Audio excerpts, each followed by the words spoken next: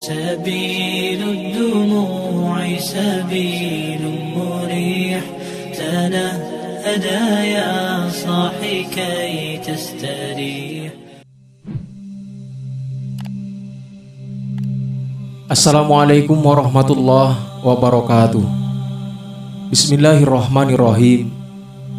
Rasulullah Sallallahu Alaihi Wasallam adalah seseorang yang memiliki akhlak yang paling mulia di dunia, berperilaku lembut dan berbudi pekerti amat luhur. Beliau sangat mencintai dan menyayangi kepada umatnya. Seluruh perjuangan beliau seakan-akan hanya bertujuan untuk menyelamatkan umatnya, sehingga apabila beliau mendengar kabar buruk tentang umatnya, seketika beliau merasa sedih dan gundah. Rintangan apapun akan beliau lakukan demi untuk menyelamatkan umatnya. Diriwayatkan dari Abdullah bin Amr bin Al-As radhiyallahu an, pada suatu ketika Rasulullah Sallallahu Alaihi Wasallam membaca firman Allah Subhanahu wa Ta'ala yang menceritakan ketika Nabi Ibrahim alaihissalam berkata kepada umatnya, "Wahai Tuhanku, sesungguhnya berhala-berhala itu telah menyesatkan kebanyakan daripada manusia, dan barang siapa yang mengikutiku, maka sesungguhnya orang itu termasuk golonganku. Barang siapa yang mendurhakaiku, maka sesungguhnya engkau adalah Maha Pengampun lagi Maha Penyayang." Al-Quran Surat Ibrahim ayat 36. Kedua mata Rasulullah Sallallahu Alaihi Wasallam mulai sembab.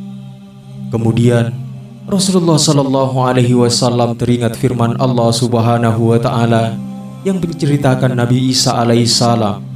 Tatkala Nabi Isa alaihissalam berkata tentang umatnya, "Jika engkau hendak menyiksa mereka, maka sesungguhnya mereka adalah hamba-hambamu. Dan jika engkau hendak mengampuni mereka, maka sesungguhnya engkau adalah yang maha perkasa lagi bijaksana." Al-Quran Surat Al-Ma'idah ayat 118.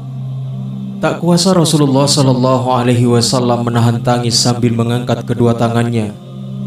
Baginda Nabi Muhammad Sallallahu Alaihi Wasallam pun kemudian berdoa, "Allahumma ummati ummati," hingga janggut beliau pun basah oleh linangan air mata. Lalu Allah Subhanahu wa Ta'ala memerintahkan malaikat Jibril alaihissalam untuk menemui Rasulullah Sallallahu Alaihi Wasallam. "Hai Jibril, pergilah kepada Muhammad kekasihku dan tanyakanlah olehmu apa gerangan yang membuatnya menangis terseduh-seduh." Setelah malaikat Jibril alaihissalam mendatangi baginda Nabi Muhammad Sallallahu Alaihi Wasallam dan menanyakannya, Rasulullah Sallallahu Alaihi Wasallam pun menceritakan kekhawatirannya atas nasib umatnya yang sangat baginda cintai. Malaikat Jibril alaihissalam kemudian langsung melaporkan kepada Allah Subhanahu wa Ta'ala tentang apa yang telah diceritakan Rasulullah Sallallahu Alaihi Wasallam kepadanya. Kemudian Allah Subhanahu wa Ta'ala pun kembali berfirman, "Hai Jibril, pergilah kembali kepada Muhammad dan katakanlah bahwa aku akan membuatnya ridho terhadap keadaan umatnya dan aku tidak akan pernah membuatnya bersedih." Tentang kisah ini, Imam Al-Ghazali sang Hujatul Islam berkomentar dalam karyanya Ihya Ulumuddin bahwa dalam firman Allah Subhanahu wa Ta'ala, "Dan Tuhanmu akan memberikan apa yang kamu inginkan hingga membuatmu ridho." Al-Quran Surat Ad-Duha ayat 5. Banyak ahli tafsir yang menyatakan maksud tentang ayat ini adalah Rasulullah Sallallahu Alaihi Wasallam tidak akan pernah ridho jika satu saja dari umatnya ada yang masuk ke dalam neraka.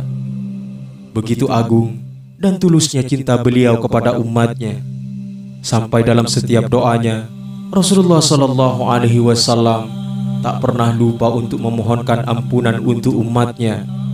Al-Kisah pada suatu ketika saat Rasulullah Sallallahu Alaihi Wasallam menjadi imam sholat, para sahabat melihat pergerakan beliau antara satu rukun ke rukun yang lain amat sukar sekali, dan mereka mendengar bunyi gemerutuk seolah sendi-sendi pada tubuh beliau yang mulia itu bergeser antara satu dengan yang lainnya.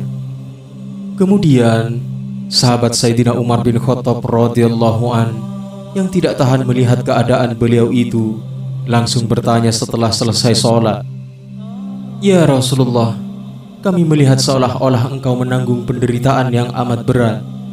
Apakah engkau dalam keadaan sakit?" "Tidak wahai Umar, saat ini aku dalam keadaan sehat," jawab beliau, baginda Nabi Muhammad sallallahu alaihi wasallam. "Mengapa setiap kali engkau menggerakkan tubuh, kami mendengar seolah sendi-sendi tubuhmu bergesekan, duhai Rasul? Kami khawatir engkau sedang dalam keadaan sakit," desak Sayyidina Umar bin Khattab radhiyallahu an penuh cemas. Pada akhirnya Rasulullah sallallahu alaihi wasallam mengangkat jubahnya. Para sahabat amat terkejut. Perut baginda yang kempis kelihatan dililiti sehelai kain yang berisi batu kerikil untuk menahan rasa lapar beliau. Batu-batu kecil itulah yang menimbulkan bunyi-bunyi halus setiap kali bergeraknya tubuh mulia beliau, baginda Nabi Muhammad sallallahu alaihi wasallam.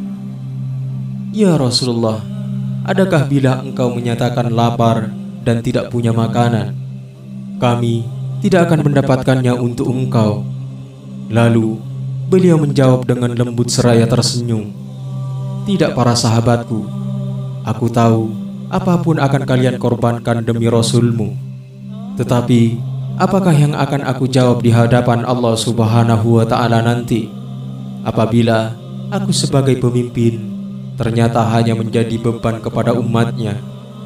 Biarlah rasa lapar ini sebagai hadiah dari Allah untukku, agar umatku kelak tidak ada yang merasakan kelaparan di dunia ini, lebih-lebih di akhirat kelak."